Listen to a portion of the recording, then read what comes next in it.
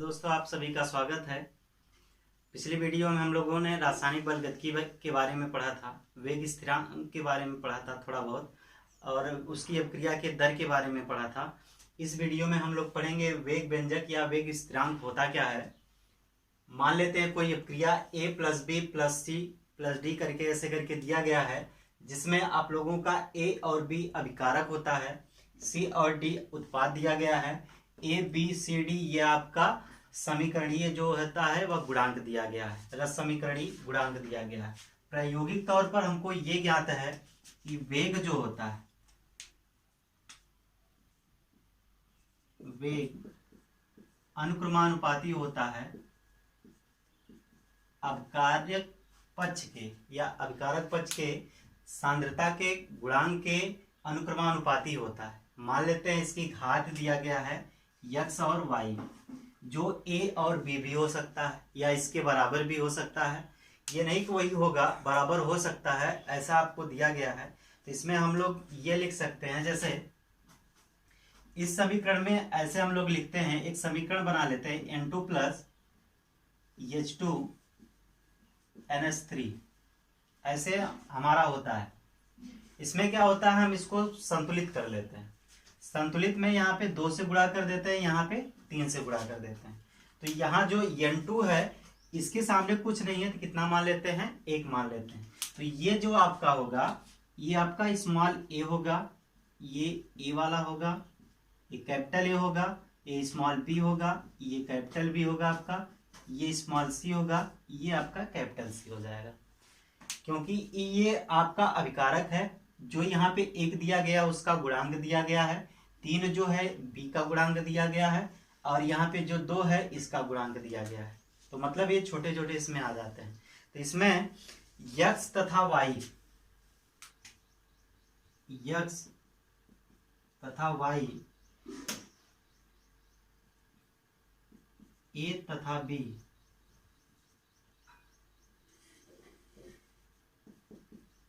a तथा b के बराबर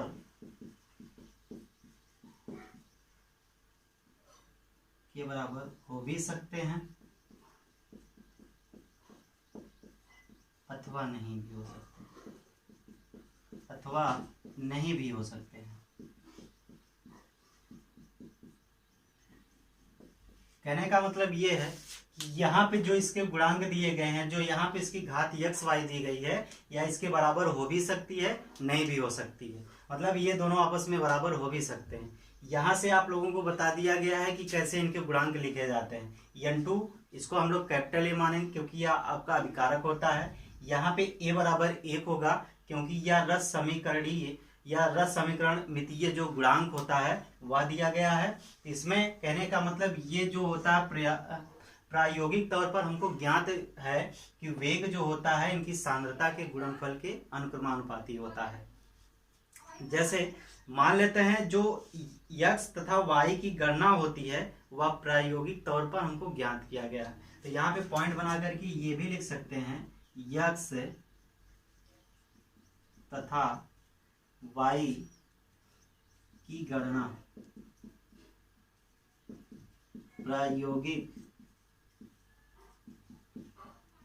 तौर पर की जाती है,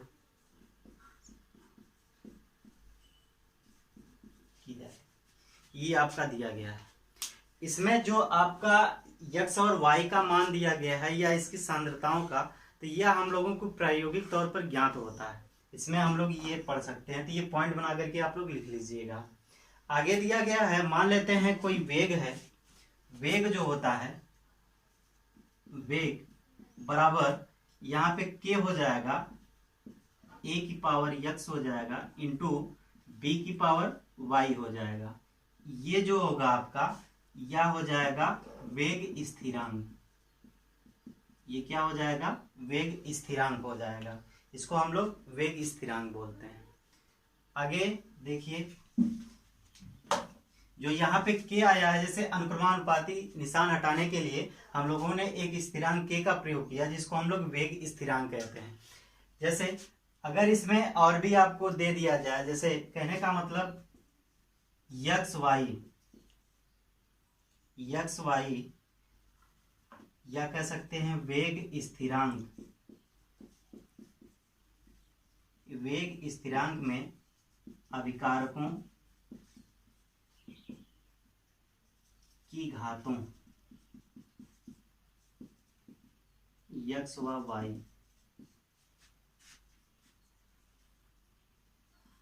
का योग अभिक्रिया की कोटि कहलाती है। अभिक्रिया की कोटि कहलाती है, ये अभिक्रिया की कोटि कहलाती है। यानी इन दोनों का जो योगफल होता है वह अपक्रिया की कोटि कहलाती है। इसको हम लोग यन से दर्शाते हैं, अपक्रिया की कोटि को यन से दर्शाते हैं, तो मतलब यक्स प्लस क्या हो जाएगा, वाई हो जाएगा।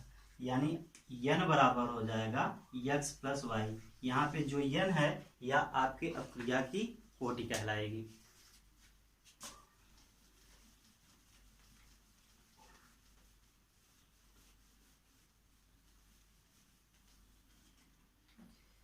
मान लेते हैं कोई आपका उत्पाद दिया गया है, जैसे अभिकारक जो होता है ये आर है और ये आपका पी है। ये अभिकारक पद का आर मान लेते हैं और प्रोडक्ट पद का क्या मान लेते हैं, पी मान लेते हैं।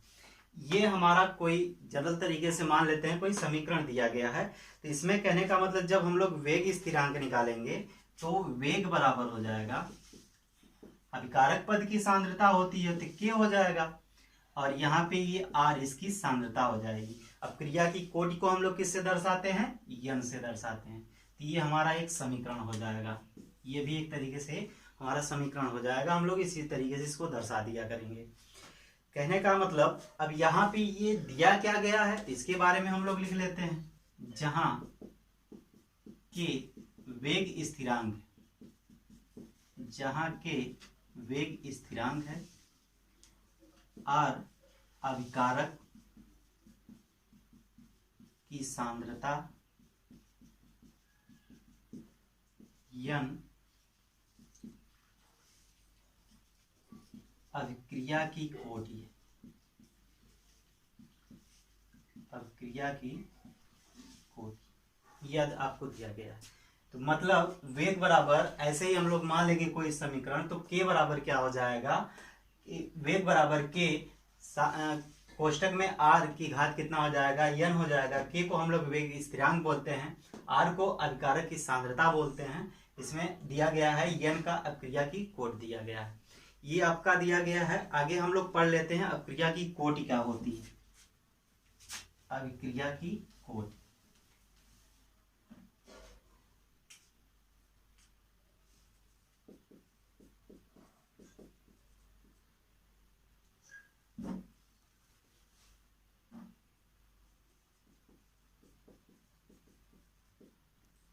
अभिक्रिया की कोटि वेग नियम के अनुसार, या कह सकते हैं वेग इस व्यंजक में अभिकारकों की घातों को, जिनको हम लोगों ने प्रायोगिक तौर पर ज्ञात किया है, उनका जो योग होता है उसी को हम लोग अपक्रिया की कोटि कहते हैं। पॉइंट बना करके लिख सकते हैं, वेग नियम या वेग नियम या वेग व्यंजक में, वेग नियम या वेग व्यंजक में अभिकारकों की घातों, अभिकारकों की घातों जिन्हें प्रायोगिक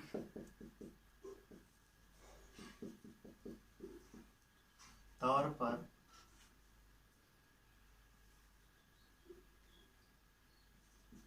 निर्धारित किया गया है,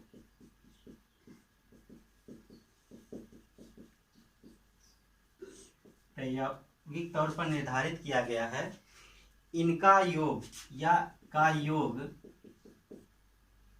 अभिक्रिया की कोटि कहलाती है, अभिक्रिया की कोटि कहलाती है।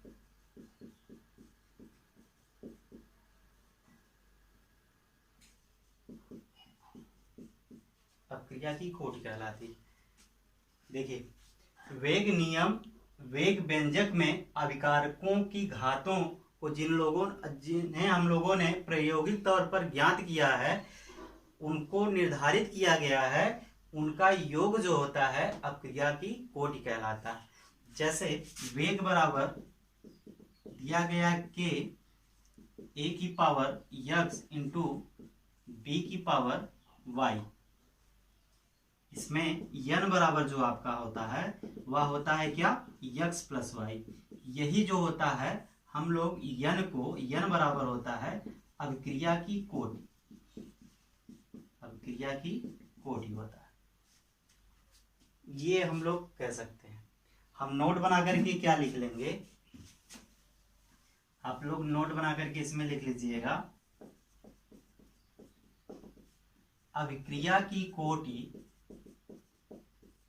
अभिक्रिया की कोटि 0, 1, 2, 3, 4 या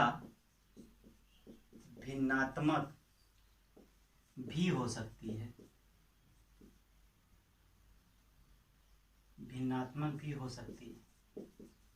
यानी अभिक्रिया की कोटि जो होती है वह 0 भी हो सकती है, 1 भी हो सकती है, 2 भी हो सकती है, 3 भी हो सकती है, 4 भी हो सकती है, या उसकी कोटि भिन्नात्मक भी हो सकती है। जैसे अगर हम लोग यन बराबर, यदि यन बराबर हम लोग 0 मान लें तो इसे हम लोग कहते हैं शून्य कोटि अभिक्रिया, शून्य कोटि अभिक्रिया।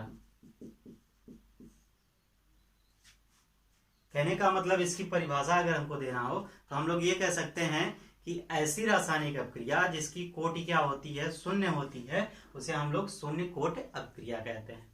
अगर यन बराबर, यदि आपका यन बराबर 1 दिया गया हो तो उसे हम लोग कहते हैं प्रथम कोटि अभिक्रिया, प्रथम कोटि अभिक्रिया। यन बराबर 2 दिया गया हो तो इसे हम लोग द्वितीय कोटि अभिक्रिया कहते हैं।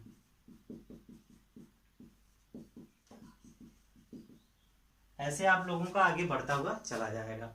यानी यन बराबर 0 हो तो उसे शून्य कोटि अभिक्रिया कहते हैं, क्योंकि अभिक्रिया की कोटि क्या होगी, 0 होगी, तो उसे हम लोग शून्य कोटि अभिक्रिया। यदि कोट का मान कितना आया है, 1 आया है, तो उसे प्रथम कोटि अभिक्रिया कहते हैं। और यदि यन बराबर 2 आया है तो उसे हम लोग द्वितीय कोटि अभिक्रिया कहते हैं। जैसे मान लेते हैं, उदाहरण के तौर पर देख लेते हैं, यदि आपका दिया गया हो वेग, हम लोगों ने पीछे पढ़ा है कि वेग बराबर क्या होता है, minus delta R upon delta T बराबर प्लस में delta P upon delta T होता है। या हम लोगों ने वेग बराबर पढ़ा है D R upon D T बराबर, ये माइनस में, plus D upon D T पढ़ा है। ये हम लोगों ने पिछले वीडियो में पढ़ा कि ये इसके बराबर होता है। इसको निकाल करके भी आप लोगों को बताया गया है कि कैसे आता है, ठीक है। तो इसमें ये भी दिया गया है, या वेग बराबर आप लोगों का दिया गया है कि या इसको हम लोग लिख सकते हैं के बराबर वेग अपॉन आर की पावर एन भी लिख सकते हैं। ये भी हो सकता है आपका। ये आप लोगों का सूत्र हो गया, यहां से आप लोग लिख लीजिएगा। एक सूत्र आप लोगों का ये भी बन गया। अब आगे हम लोग पढ़ेंगे इसकी इकाई के बारे में, इसको आप लोग नोट कर लीजिएगा।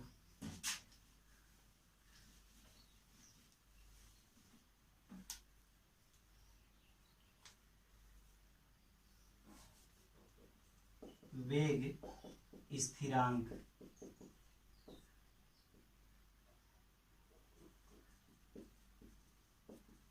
की इकाई हम लोग पढ़ेंगे, वेग स्थिरांक की इकाई। जैसे इसमें के बराबर क्या दिया गया है, के बराबर हम लोगों ने क्या पढ़ा कि वेग अपान क्या होता है, ये दिया गया है। यानी के बराबर हो जाएगा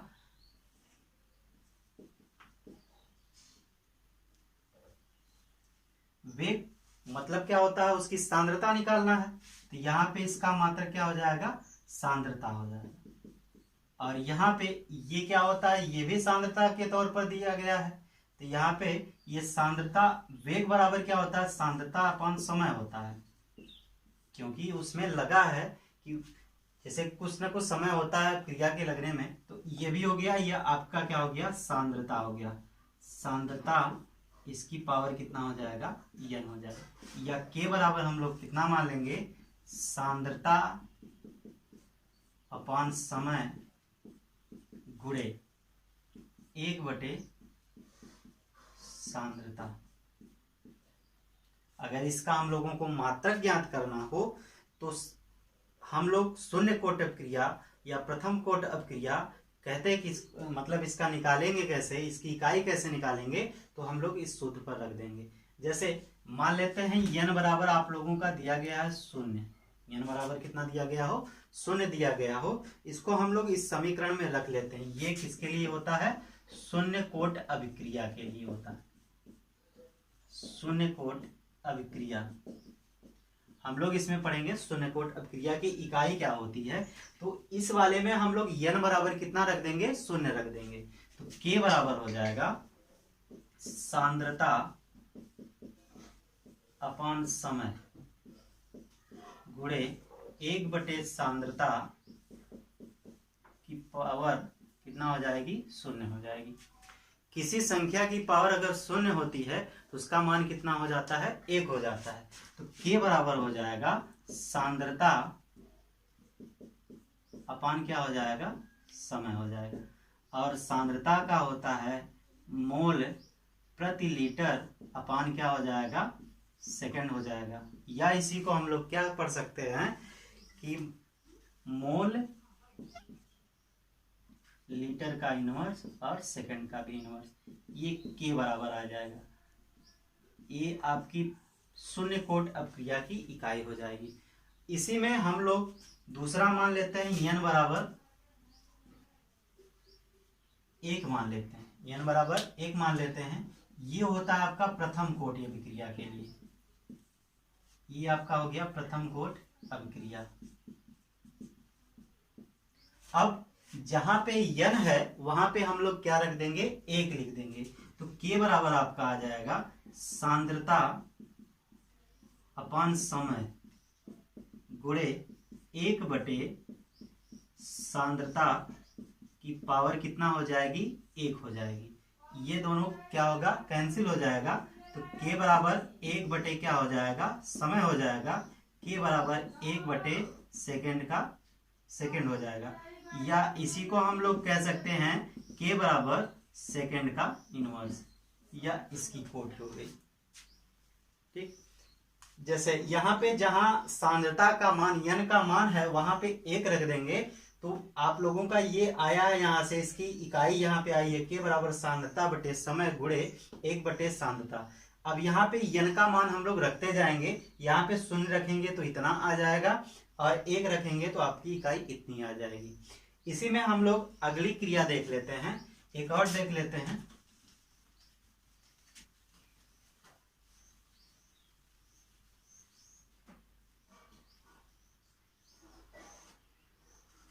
n बराबर हम लोग 2 मान लेते हैं। ये होती है द्वितीय कोटि अभिक्रिया, ये आपका हो गया द्वितीय कोटि अभिक्रिया।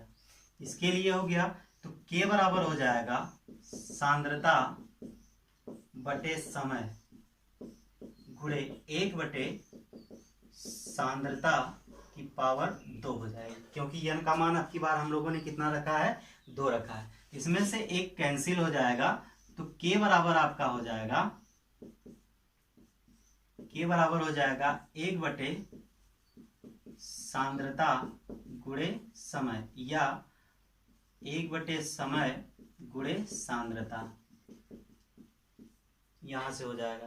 तो इसी का हम लोग लिख सकते हैं कि 1/, ये हो जाएगा सेकेंड गुणे मोल प्रति लीटर, या लीटर ऊपर चला जाएगा तो यल अपॉन क्या हो जाएगा, सेकेंड गुणे मोल। या इसी को हम लोग लिख सकते हैं k बराबर यल मोल का इनवर्स सेकंड का इनवर्स, ये आपका हो गया द्वितीय कोट अपक्रिया की इकाई। प्रथम कोट अपक्रिया की इकाई क्या आई थी? n बराबर आप लोगों का जब शून्य कोट अपक्रिया का था तो उसमें आप लोगों का आया था। इस पे एक क्वेश्चन देख लेते हैं।